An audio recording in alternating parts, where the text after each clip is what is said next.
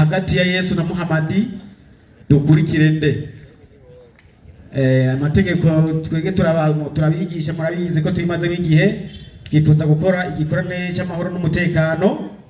Ikintu kitavuye mu nyandiko icyo kirabujijwe.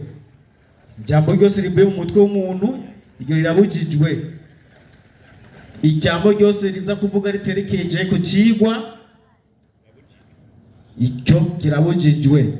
Ubwo rero fata icyuma utangure n'iziguro yawe. Naam.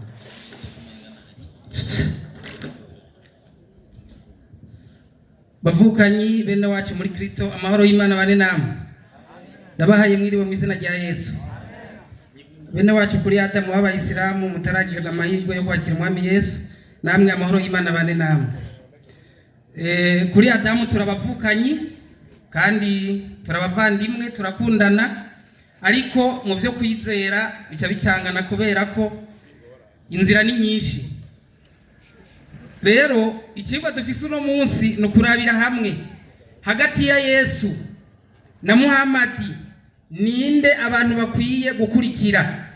Abakristo bakurikiye Yesu, Abayisilamu nabo mu migwi yabo itandukanye bakurikira Muhamadi. Niwe bafata ko ari intumwa yabo, niwe bavuga ku murango no mwijoro, mbere bagaheba bakanamwipfuriza amahoro n'imigisha misi yose na hatahari. Urumva umuntu atanahari mu guha kumwipfuriza n'amahoro bisangura mukunda cyane. Rero ntituza kujya mu majambo, nta nduru, nta gusakuza, nibyanditswe turaba, hanyuma abantu bafite amatwi bumve, maze umuntu wese atahure. Rero twebwe turatangariza abantu bose yuko Yesu ariwe wenyene wo gukurikirwa.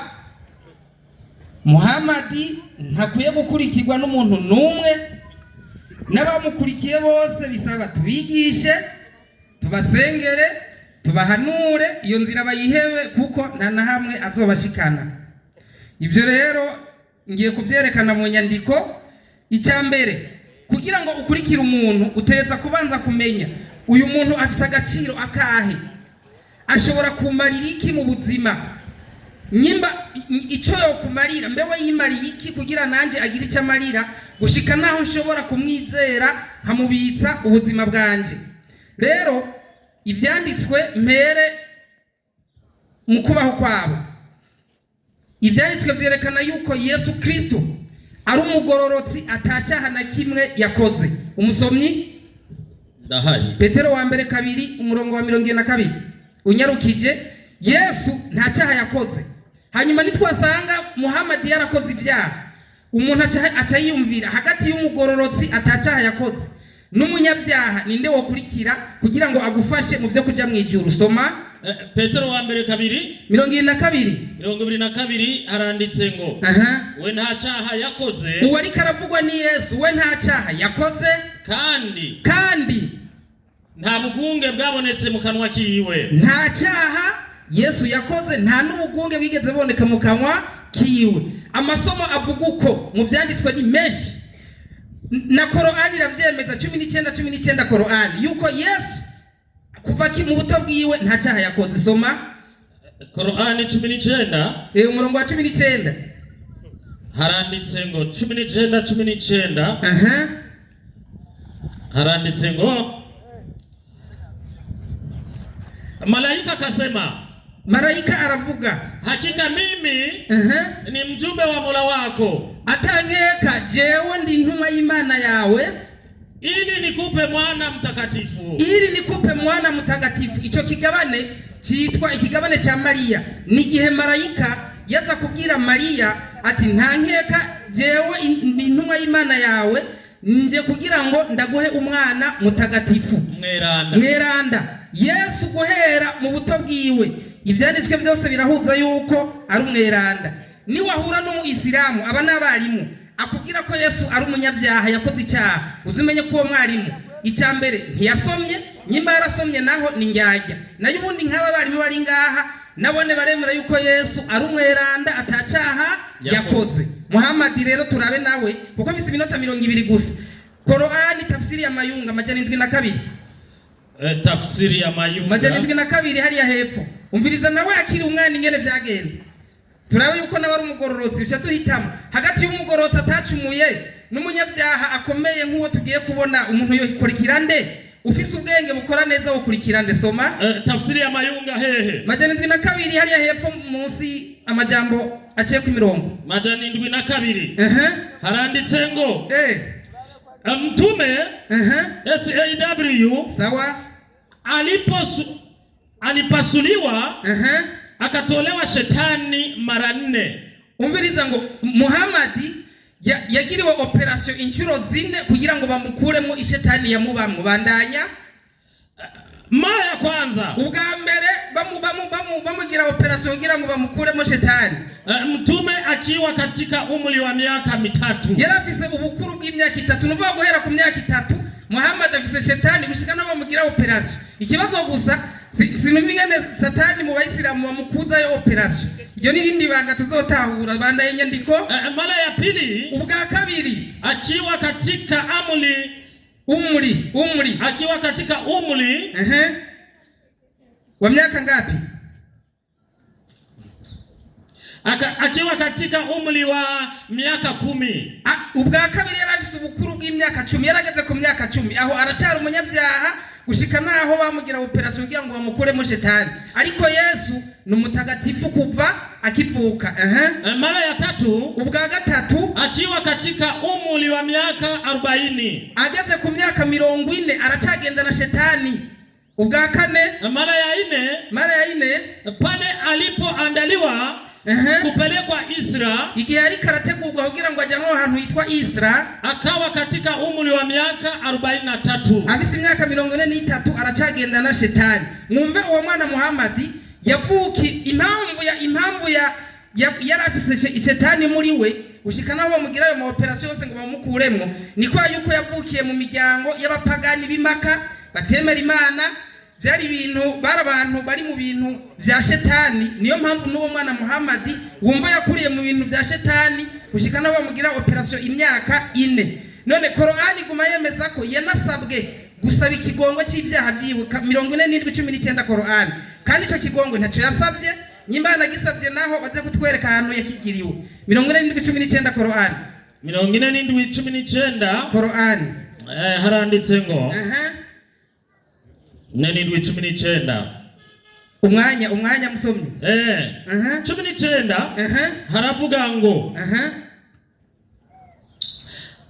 jua ya kwamba hakuna abudiwawe kwa haki ila Mwenyezi Mungu. Umenye yuko atakundi gusengwa kukuri kiretse gusenga Imana yonyene. Na omba magufira Muhammad alikarabwirwa ngo we Muhammad saba ikigongo imbabazi. Na omba magufira kwa dhambi zako, usaba imbabazi z'ivyaha vyawe na dhambi za Waislamu wanaume na Waislamu wanawake. Igereze ngaho icyo bashaka kwerekana mu nyandiko zose Yesu n'umugororotsi. Kandi mu nyandiko zose Muhammad n'umunyabyaha kuva akivuka. Ikigwa kiravuga ngo hagati ya Yesu na Muhammad dukurikire nde? Hagati y'uwabayeho ari umugororotsi atagira icyaha n'uwabayeho ari umunyabyaha mu buzima bwe bwose ninde wokurikira? Aho umuntu wese abise ubwenge aca yihinyisha. None rero Yesu araduha icyerekezo 14:6 Yohana.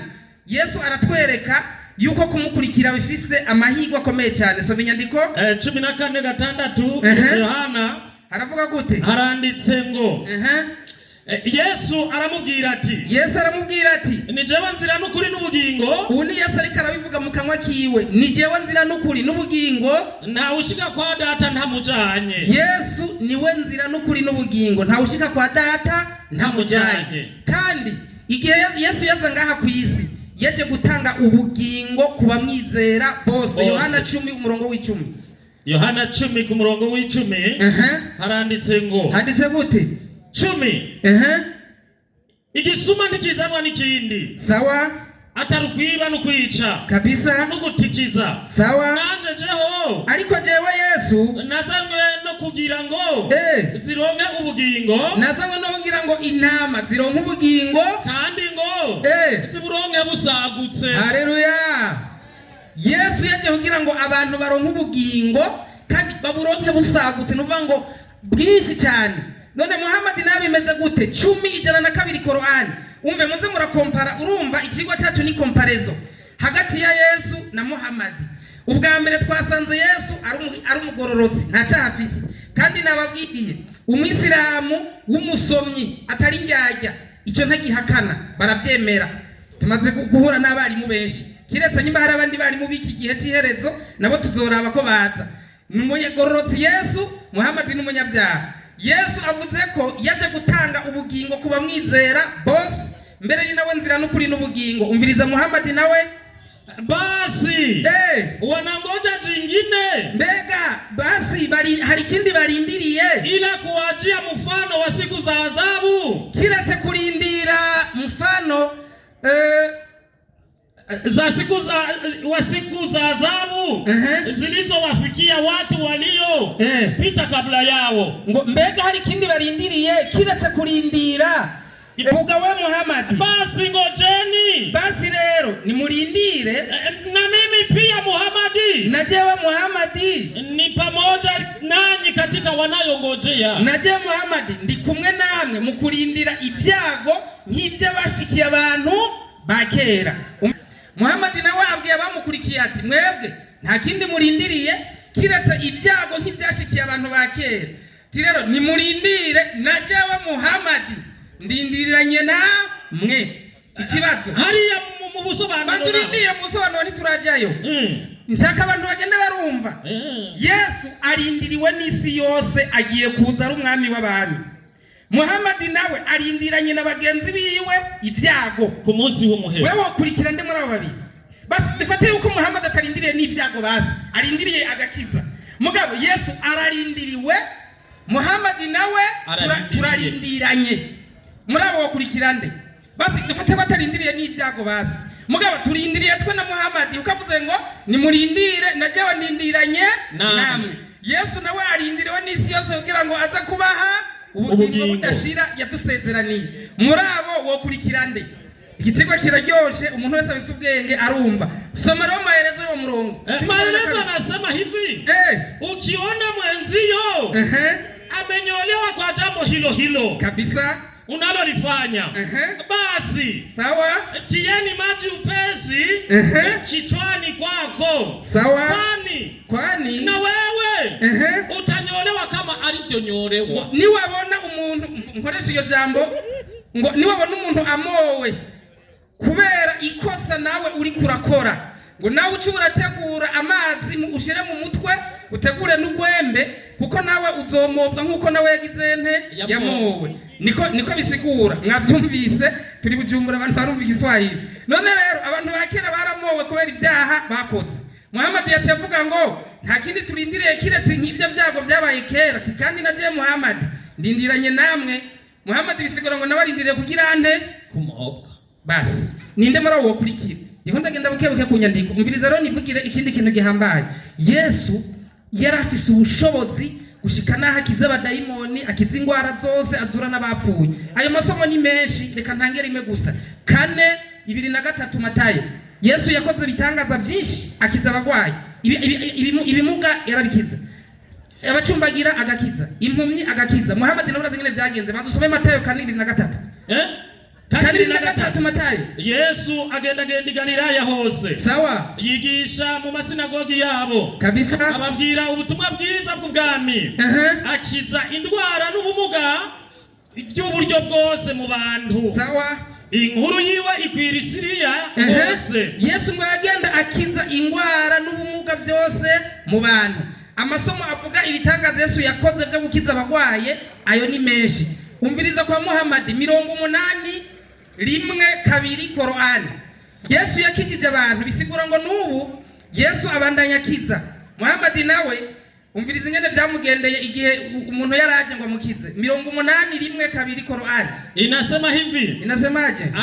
Alikunja mtume paji akageuza uso kwa sababu alimujia kipofu. Kipofu n'umuntu atagirana atabona. Umuntu atabona yaraje kuri Muhammad. Muhammad amubonye ngo yaciye ahindukira ebana abivamwo arahumiriza kubera iki?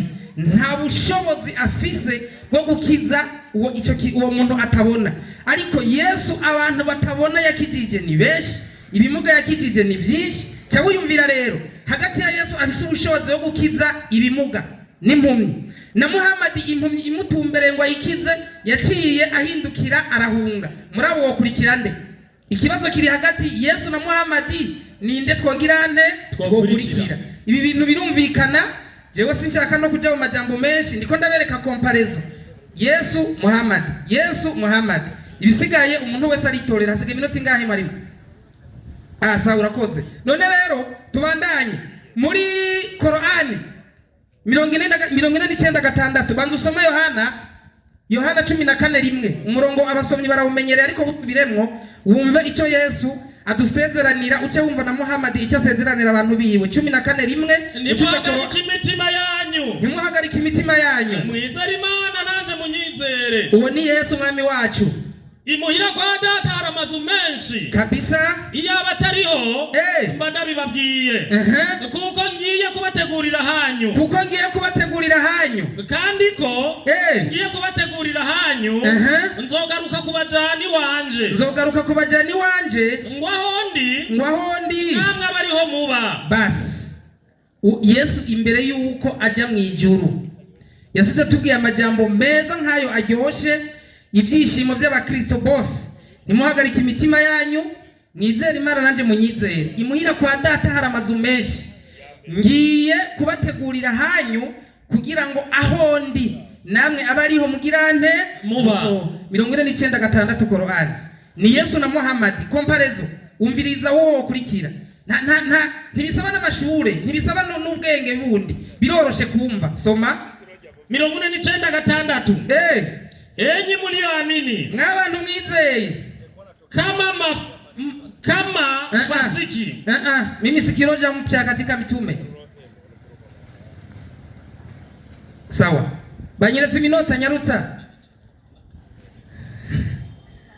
Yesu yavuze ngo nimuhagarike imitima yanyu, mwizere Imana nanje munyizere. Ngiye kubategurira hanyu, kugira ngo ahondi namwe abariho muzoba. Uwo ni Yesu yasize aduhaye isezerano. Muhamadi nawe nararitanga, kubera umuntu wese araragabiwe. Murumva ibyo Yesu yaturaze. Umviriza Muhamadi 49:9 mwarimu kabisa, ntangorane. Haranditse ngo sema, vuga, mimi Muhamadi, jewe Muhamadi sikiroja mpya katika mitume, sindi igitangaza canke sindi ntumwa nshasha ihambaye, wala sijui nitakavyofanywa mimi. Jewe Muhamadi sinzi uko nzogigwa, wala mutakavyofanywa nyinyi, na mwebwe mwankurikiye sinzi uko muzogigwa. Igereze ngaho ndiko ndacungura umwanya. Yesu avuga ati ntimuhagarike imitima yanyu, mwizere Imana nanje mugirente munyizere. Muhamadi nawe ati jewe sinzi bizombako, na mwebwe mwankurikiye sinzi ibizobabako. Murabo wokurikira nde? Wokurikira nde murabo? Uzompa. Nagenda babwire ibi bintu ndiko ndavuga. N'abisilamu bari ngaha, nuko no munsi haje bakeni baza kweje bazoza ari benshi, nabone baravyumva.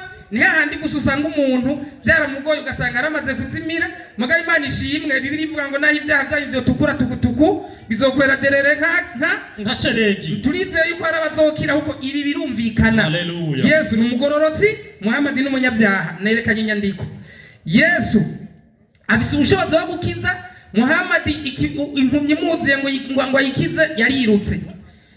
Muhamadi abantu babwiye ati sinzi iyo muzoja, ariko Yesu avuga ati ntimugire ikibazo, ngiye kubategurira ahanyu. Umviriza rero kukanyuma ingene bizogenda. Mateo 16:27. Kukanyuma none kwiherezo naho bizogenda gute? Kuko urumva hatwa ariko turaraba ingene no munsi bimeze. No kwiherezo naho bizogenda gute? Yesu nabiwe, Muhamadi nabiwe. 16:27 Matayo. Haranditse ngo kuko umwana w'umuntu aza afise ubwiza bwiwe bwase. Kuko umwana w'umuntu azoza, umviriza uwo ni Yesu ariko aravugwa. Umwana w'umuntu ari Yesu Kristo azoza afise ubwiza bwase, azananye n'abamarayika biwe. Azananye n'abamarayika bande biwe. Yesu azoza mu cyubahiro cyase hamwe n'abamarayika biwe. Hanyuma bigende gute? Azoca yishura umuntu wese ibikwiranye n'ibyo yakoze. Abantu bose azatangura kubasomera ati wewe byagenze uku nawe byagenze uku, kubera ibyo twakoze byose yarabibonye. Yesu azoza mu cyubahiro cyase n'icy'abamarayika. Uwo ni Yesu azoza mu ico cyubahiro hamwe n'abantu biwe bazonezerwa. Muhammad nawe bizogenda gute? 39 31 Korani, kuko ni hagati ya Yesu na Muhammad. Turabi byabo umuntu wese ahitemo azokurikira. Nico bituma ibi tubivuga kugira ngo abantu bagize ikibazo cyo gukurikira Muhammad babivemwo, kuko utazobivamo nakazi kiwe, kukiza inyandiko nta namwe yozikwepera. Naho woja mu kuzimu, naho wokwinyegeza mu bisi bitandara ntibikunda, kuko ibi birumvikana. Muhammad bizogenda gute? Kwa yakini wewe Muhammad utakufa. Wewe Muhammad uzopfa, na wao pia watakufa. Ivyo nta ngorane, Muhammad azopfa kandi yarapfuye, nabawe bazopfa. Ivyo nta kibazo. Mugo 31 bizogenda gute? Kisha bila shaka kandi atankeka mutashitakiana siku ya kiyama mbele ya Mola wenu. Muzoba muriko murasubiranamwo ku munsi w'iherezo imbere y'Imana umuremyi wanyu. Ni babiri. Yesu azoza mu cyubahiro ciwe, mu cyubahiro cyasa n'icy'abamarayika, hanyuma agerere abantu bose bikwiranye n'ivyo bakoze. Muhammad nawe nabiwe ngo bazoba bariko barasubiranamwo bagwana ku munsi w'umuhero imbere y'Imana umuremyi. Muri abo babiri wokurikira nde? Mu kurangiza rero biroroshe 4:12 ibyakozwe n'intumwa. Umaze kubona ko Muhammad ari umunyabyaha, ibyaha bya Muhammad ni byinshi, mu banyabyaha babaye ku isi bakomeye Muhammad arimo. Nk'ubu tuzanye madivuga ngo ibyaha bya Muhammad twokwirwa turavuga kandi dusoma, ariko Yesu nta cyana kimwe yakoze. Ibi n'abisilamu barabishingira intara. Muri abo wokurikirana Yesu abisubishoboza wo kiza abagwaye, Muhammad ntabwo afise. Muri abo wokurikirana Yesu yaraduze mu ijuru kudutegurira hacu, Muhammad nawe avuga ati jewe ibyanje ntavyonzi n'ibyanyu ntavyonzi. Muri abo wokurikirana Yesu azoza mu cyubahiro cy'Imana n'abamarayika ku munsi w'iherezo. Muhammad nawe azutse nabiwe ngo bazaba ariko barasubiranamo. Tiwe waraduhenze n'abana b'ibyo wagize, murabona namwe abantu bahuriye mu kibazo atawuri bufashe mugenzi we. Muri abo wokurikirane none rero izina twawe gukurikira ni irihe? 4:12 byakoze. Kandi nta wundi agakiza kabonerwamwo, kandi nta wundi agakiza kabonerwamwo, kuko atarindi zina munsi y'ijuru ryahawe abantu dukwiye gukirizwamwo. Haleluya, amen. Ndindiri umwisilamu aze kuvuguruza izi nyandiko nsomye, hanyuma turagaruka. Imana ibahezegera mu izina rya Yesu, amen. Ndumva ikigwa cyumvikanye, umukristo arangije gushikiriza ikigwa ku ruhande rw'abakristo cyerekana ingene mu Yesu Kristo akwiye gukurikirwa na Muhammad ko adakwiye gukurikirwa. Moja kwa moja kwa mwenyekiti mwenzangu, kamuhamushe mwalimu wako.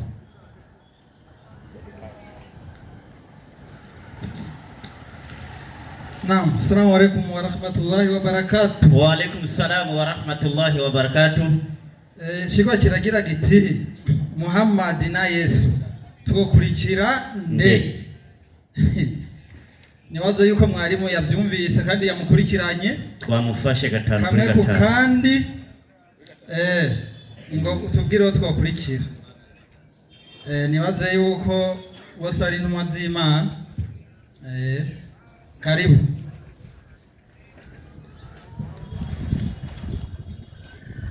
Naam, assalamu alaykum wa rahmatullahi wa barakatuh. Wa alaykum assalam wa rahmatullahi wa barakatuh. Ku batari abayisilamu nabo amahoro y'Imana abane namwe. Reka mbanze shimire abarongozi b'uno rushengero rw'Abadiventiste b'umunsi w'indwi batwiyumviriye bakaduhamagara ati nimuze tuganire ijambo ry'Imana. Mu gihe hari abantu benshi batabiha agaciro bibereye mu bindi, ariko twebwe kubera ko tuzi ibyo tuvuga ko ari ukuri twageze hano, kandi Imana ibahezagire mugani muzopfe mukiri mu buhakanyi. Amen. Kubera ko mwari muvuze gutyo. Naam. Ikigwa cy'uno munsi kiravuga kiti hagati ya Yesu na Muhammad twokurikira nde? Twebwe nk'abayisilamu ngomba kugeza ukuri twebwe nta macakubiri dufise. Oya. Intumwa zose z'Imana twebwe abayisilamu turazemera kabisa, twisunze inyandiko iri muri Korani 2:255. 285. Ego inyandiko igira iti Bismillahirrahmanirrahim. Ntituvangura nimwe mu kwemera intumwa. Twebwe abayisilamu intumwa zose z'Imana nta nimwe tuvangura. nta nimwe. Uvuze ngo Muhammad si ntumwa ucuzana ivyemezo. Twebwe abayisilamu nta ntumwa n'Imana nimwe tuvangura mu kwemera. Kabiri amajana 255 ho nakeneye. Kabiri amajana 255. Neza cyane. Allah nta yindi mana iriho ikwiye gusengwa vy'ukuri. Kubera intumwa zose z'Imana zaje kwigisha abantu gusenga Imana imwe rudende. Nta ntumwa y'Imana nimwe yaje bwira abantu mwemera zitatu, iyo ntibaho. Allah niyo mana, atayindi mana ibwirijwe gusengwa. Niyo mana kandi nta n'iyindi mana ihari ibwirijwe gusengwa. Muhagarikizi w'ibiremwa. Intumwa zose z'Imana zaje zigisha ayo majambo. Izo rero twebwe abayisilamu, intumwa y'Imana yose iziko yaje yigisha gutyo, twebwe abayisilamu turayemera. Nta nimwe tuvangura. Abe Yesu, abe Muhammadi, abe Dawudi, abe Aburahamu, abe Nowa, bose turabemera. Acavuga ati Muhammadi tuguma tumusabira amahoro n'imigisha.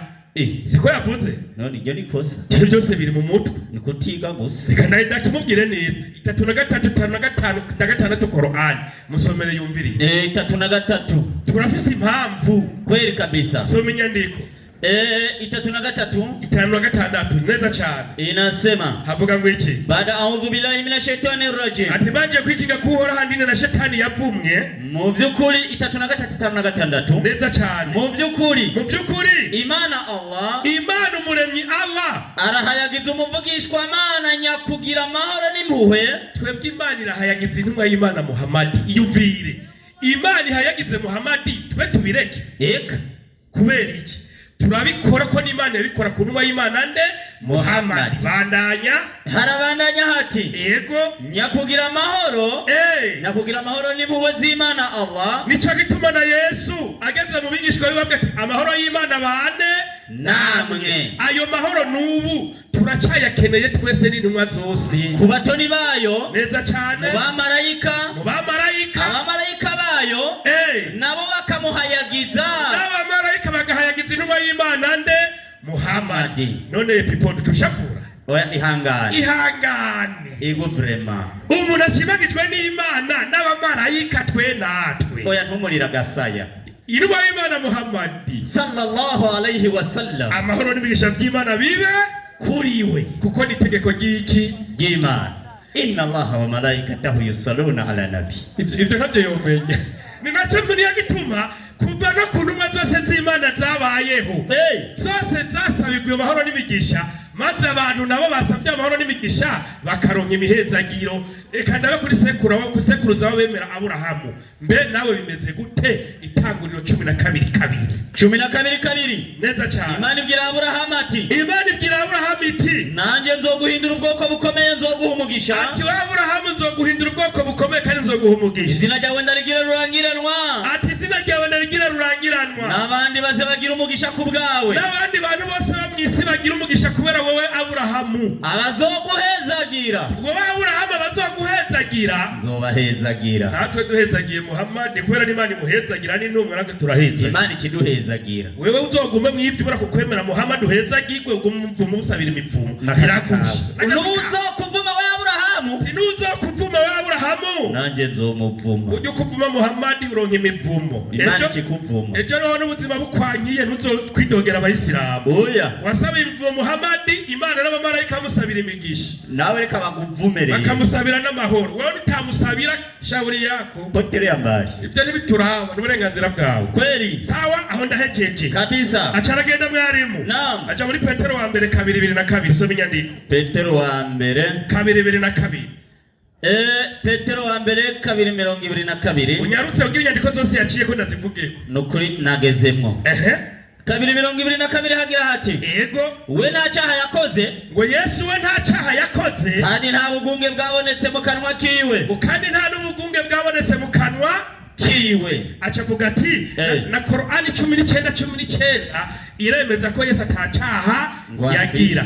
Nivyo ku mpamvu yiye Korani byose nacu yadusigiye gatatu, 3 na 4, 3 na 5 hari impamvu. Korani 3:34. Ego. Bismillahirrahmanirrahim. Izina ry'Imana nyambabazi nyanimu. Imana iraheza. Imana iraheza. Ibagira intumwa n'abavugishwa n'Imana mu rukurikirane rw'uruvyaro rwabo. Ego. Gweranda. Kabisa. Burya Imana Allah Yesu ni nyene kumva ibivugwa. Ndindira. Yesu akomoka mu ruvyaro gweranda. Kubereka ari gweranda. Burya nawe ari gucuta nk'umumenyi ukatubwira Yesu gituma atacaha yari afise yari yavukiye mu bantu b'abagarariji canke mu babangikanyamana. Aho bitaniye n'intumwa y'Imana Muhammadi yavukiye mu muryango w'abapagani. Na mu byamugize intumwa nuko yari yavukiye mu muryango w'abapagani. Kandi uvukiye mu muryango w'abapagani ntibisigura ko nawe uciye umupagani. Eka Yesu yavukiye mu rubyaro gweranda. Urubyaro gweranda abavyeyi iyo basavye n'igisabisho Yesu ataravuka bandanya yumvira ntumwa y'Imana. Ntumwa y'Imana. Ibuka ivyashikiye Isa na nyina wiwe. Ati ibuka ivyashikiye Yesu na nyina. Na nyina wiwe Mariyamu. Ariwe Mariyamu. Hamwe na inakuru wiwe. Hamwe na inakuru yiwe. Ari umukenyezi wa Imurani. Uwo kubaza se wa Mariya na nyina wa Yesu muri Bibiliya navyoro. Se wa Mariya. Mugo ucuza ko kaduteza kwa uzi ko tani nyandiko njya kubwira se na nyina wa nyina wa Yesu. Ntavyatsi. Bakugaruke muri kwa twebwe abayisilamu tukubwire vyabaye uko kubera impamvu iyi niyi ariwe mukenyezi wa Amurani. Igihe yasama imbanyi ya Mariyamu ya Mariya nyina wa Yesu. maze akavuga ati Mana yanje rurema Allah jewe mu vy'ukuri ndiyemeje ukwegurira ico nibungenze kizokwame gikorera ingoro yawe Baitul Maqdis. Yitwa Baitul Maqdis. Ndakwinginze rero indira uyu nyina wa Mariya gisaba igisabisho yarazi ko azibaruka umuhungu kubera abakobwa ntabwo bakora mu ngoro y'Imana.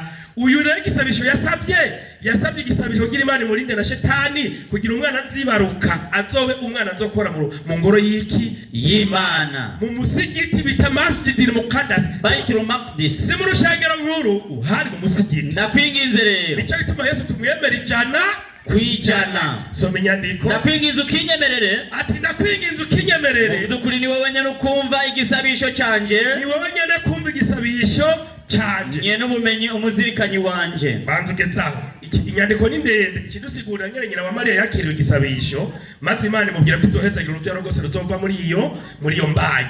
Niho kwibaruka Mariya nyina wande wa Yesu. Kubera igisabisho yasabye ku Mana kandi yavuga ko shetani itazogira gute itazonabegera. Nicyo cyatumye Yesu avuka ari mwera na ibindi biranga byose bisigaye mw'isi shetani itegerezwa kubigerageza. Ibyatumye Yesu bigenda gutyo ni igisabisho umuvyeyi yasabye. Ivyo rani ivyatsi ngira yari Yesu acaba mweranda. Ariko intumwa y'Imana Muhammadi wewe yavutse ku biremwa bigarariza amategeko y'Uhoraho Imana rugira byose. Kandi ivyo biremwa niwo muryango wabaye Epipodi. Yego nukuri aba umuryango w'abangikanyamana kabisa niho ye Muhammad avuka. Ivyo rero kubibaza twebwe abayisilamu tukagusigurira impamvu yari mweranda. Sasa Muhammadi nawe ugiye kuba intumwa y'Imana vyagenze gute? Historia ya Uislamu paji 110. Inasema mwalimu wangu. Havuga ngo iki? Kwa upande wa Nabii Muhammad sallallahu alaihi wasallam. Kubijanye na intumwa y'Imana Muhammad amahoro n'igishebe kuri we. Ingawa wakati huo alikuwa ameshakamilisha umri wa miaka 40. Ibatse Muhammad hari imyaka yabaye habana n'abahakanyi imyaka iri musi ya 40 ataraba n'intumwa. Muri iyo myaka ataraba intumwa ntaco buza atagira igicumuro. Lakini banzo ndindi kubera avukiye mu muryango w'abangikanya mana na je niyo nakuriye twese niyo twavukiye. Sio twavukiye none ndiyo urumva. Muhammad rero amaze gushikana imyaka 40 ahabwa ubutumwa bigenda gute? Lakini tukio hilo ariko icyamushiza mubaye ko muri ico gihe lilimutokezea katika pango la Al-Hira. Cyamushikiye ari mu ijamba Hira. Lilimtia hofu kubwa sana. Nisenga ryahira limutera nubwo bintumwa y'Imana Muhammad. Nabii Muhammad sallallahu alaihi wasallam. Intumwa y'Imana Muhammad hivyo haraka sana akaamua kuondoka katika pango hilo la Al-Hira. Abaze ko ni mutayi ubwoba mwiyo jabari hira achavayo yihuse. Lakini kabla ya kufika popote, imbere kugera hariho hose, alionana na umbo kubwa la malaika Jibril alayhi salam. Amaze kugira ubwoba yaciye ahura n'umumarayika n'indemano nini y'umumarayika ambaye alimwambia Gabriel acamubwira ngo iki, ewe Muhammadi, wewe ni Rasulullah, wewe uri intumwa y'Imana guhera no munsi, na mimi ni Jibril, na jewe ni Gabriel. Kisha malaika Jibril akatoweka. Hama umumarayika Gabriel abarigiriye. Muhammad amaze guhabwa ubutumwa, vyaha yakora imbere atarabo mu Isilamu, atarahabwa ubutumwa na Gabriel, Imana yabivuze kwiki 4:8 Qur'an. Fanya haraka. Qur'an 4:8. Nyarutsa. Inasema. Tunasema tafsiri. 4:8 inasema mwa. Baruani maelezo. Fanya haraka. Ni hondi. Inasema hivi. Hakika ati mu byukuri sisi tumekupa ewe Muhammad fathi, Imana ikimuhereza urufunguruzo. Imana yabwiye Muhammad to urufunguruzo rw'iby'Imana we Muhammad, ushindi kuko bari gitangaza kandi uzoronka intsinzi, ushindi mkubwa unaonekana waziwazi. Kwa hakika ati mu byukuri, kwa haki mu byukuri kuishinda batili, ati ukuri gutsinda kinyoma na kweli kushinda uongo, n'ukuri gutsinda kinyoma, ili Mwenyezi Mungu Subhanahu wa Ta'ala byose akugufirie yaliyotangulia, akubara ibyaha wakoze mbere katika yanayohisabika kwa mwenye cheo kikubwa kama chako, byashobora guharurika ku bushobozi n'ubuhangange ufise wewe, ku munyacubahiro nkawe we Muhammad sallallahu alayhi wasallam. Imana yamufutiye ibyaha bya mbere n'ibizoza ataranakora, kubera ikimarimu intumwa z'Imana zarashobora gukora ibyaha. Reka ndamuha akarorero. Yego baratamba ngo Dawudi aratamba Mana, Dawudi arakomeza aratamba. Urazi ibyaha yakoze? Reka. Kandi Zaburi yiwe ni murayifuta muri Bibiliya. Yarabamaze. Zaburi 51 Zaburi. 51 Zaburi. Inyandikira giriti. Igira gweki. Iyi Zaburi. Iyo Zaburi. Yahawe umukuru w'abaririmbyi. Iyi Zaburi ya Dawudi yanditse. Ngo ni Zaburi ya Dawudi yanditse. Hamuwavugishwa n'Imana Natani yaza kuri we. Dawudi amaze kugira gute? Amaze gusambana na Batisheba. Igitabo cye baragikuye muri Bibiliya. Kandi yarabamaze. Mwaragikuyemo. Kiracyarimo. Ariko n'ubu yitwa intumwa y'iki? Garuka n'inanga ya Dawudi, garuka. Kandi ahiriyo. Ngahiriyo. Mu rushengeriyo. Ziruzuye. Kandi yari umusambanyi yitwa. Ariko ya Asha yaragakocoye. Mugabo ageze kwa Muhammad ni ngorane. Icyo kibikibazo. Ibi rero dushatura bingorane mwe mufise. Niyo gudatahura icari cy'ijambo ry'iki ry'Imana. Mose yafashe umunyegiputa akazamutera ikofa barapfuye. Asha yaciye amuzika. Byasibiye ko amabwirizwa ya Mose atagikora. N'ubu barayemera n'igisabato ririmo. Ko muyemera? Asha. Bigeze kwa Muhammad ngo Muhammad ngo ari n'ibyasi we gusa. Bose barabikoze. Ariko bose bari intumwa z'iki z'Imana. Hama Imana ibafutira iki ibyaha. Babandanya ari intumwa z'iki z'Imana. Aho nyene rimwe Dawudi byagenze gute nawe uzobigira uko? Dawudi akavuga ati gwiki Mana yanje ngirira ikigongwe kubw'imbabazi zawe nyinshi z'amahire bidashira. Muhammad yarinze gusaba ikigongwe kubera Imana yarinze yavukiye mu buhakanyi. Imana yazanye Gabriel tubona gufutiye ibyaha byose byatanguye byose vye. Aburahamu uburera de yabeshe umwami abeshe umugore we ko ari mushikiwe. Arabizi abesha si icyaha. Nasoma Bibiliya. Imana yavuga ati nzokugira ubwoko bukomeye. Nabizi. Arabizi. Kandi yarabeshe. Aho rero tugiye kuraba ibyo ndafuse. Ibyo wafuse kabisa. Hagati ya Yesu na Muhammad twokurikira nde? Ni bose wa. Acaragenda muri Yohana 14:6. Yohana 14:6. Urumva? Ngo Yesu ngo niwe nzira n'ukuri n'ubugingo. Ngo nawe ushika kuri Data batugize gute? Atamujanye. Reka manze ndagushimire. Yego. Yavuze ati nawe ushika kuri Data Yesu atagize gute? Atamujanye. Urumva Yesu ajana umuntu kwa bosi.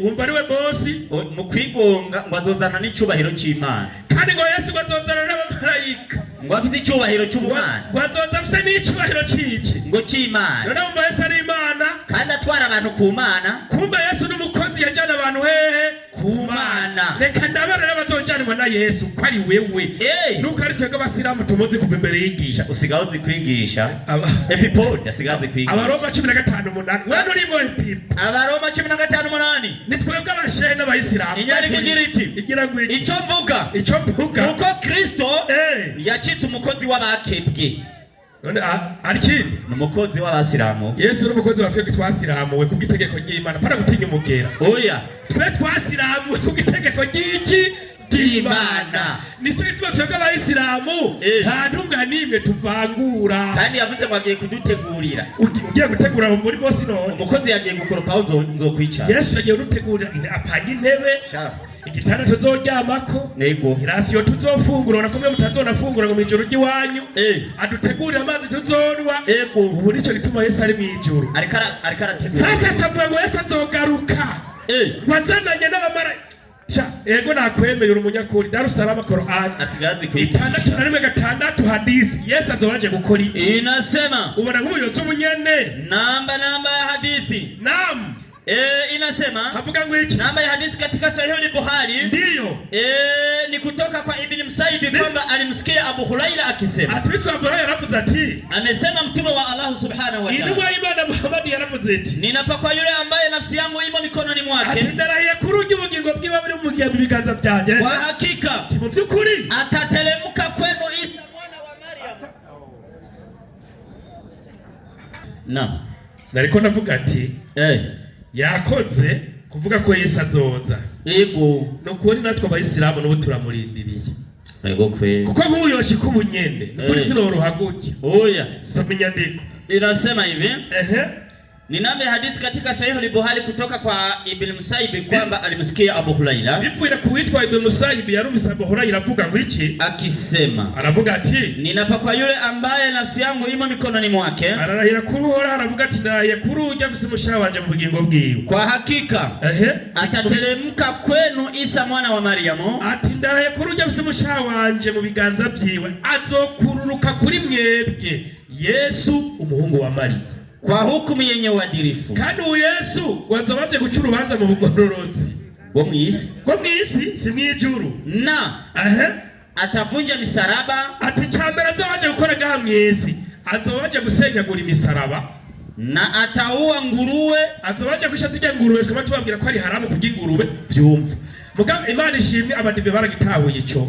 Ntazobarya. N'umusaraba murandabira ko babihevye. Mugo mpega muri wa mucango urimo bandanya na ataondoa kodi atazoje gukuraho n'amakori yani hata kubali kodi kutoka kwa makafiri unazigera yemera ni kodi rizoba rivuye kubahakanyi bali ariko itakuwa ni moja kati ya mawili. Yesu amaze kutuzoitamo mu bintu bibiri ima kuingia katika Uislamu wemera mu Islam mbere nka Yesu au kufa cyane wipfira kirikare nigorobanza zoje nuko mugabo go mwijuru Yesu ntagwatsi urumva nkobaje nta mikoro twokirirwa turatora Yesu nta rubanza azocira abantu ngo weja mwijuru ngo nawe ntujeye oya kubari byo si bya Yesu 220 yo Matayo 220 ubutumwa bwanditswe na Matayo babo babone ivyo nikuriye mu mutwe Yesu nta rubanza azocira abantu ku munsi w'imperuka oya nukuri ibyo si ivyibona ndashoboye Zekayo aza kuriwe ari kumwe n'abahungu biwe aramupfukama hari umuntu yarameze nka mwari bavuye hano aja kwa Yesu aramupfukama aca musaba ijambo Yesu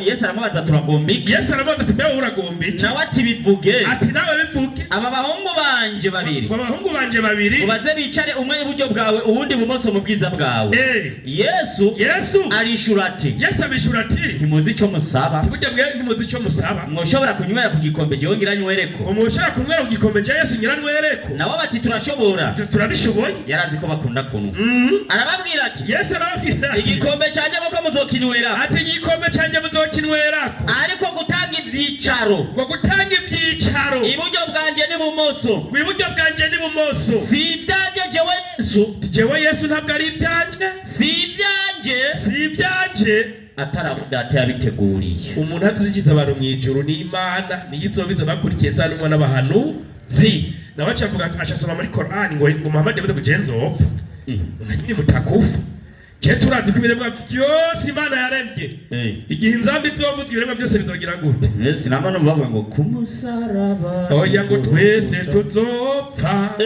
nta uzorusimba tuzopfa. Kumbe bose bazopfa na Muhammad na Yesu ukazoba ari mwisi yagarutse.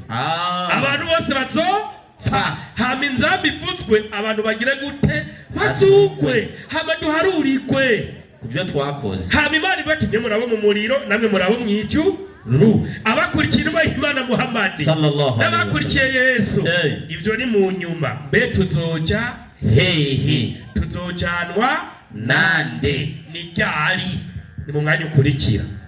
Uze bukebuke burya nigiriye bukebuke. Ni waruvyoronga ni wabivyoronga ntumbatse burya ndagutegereje. Umwanya ubaye muto hari 200 yawe ntamaze ndayigarukako. Salamu alaykum.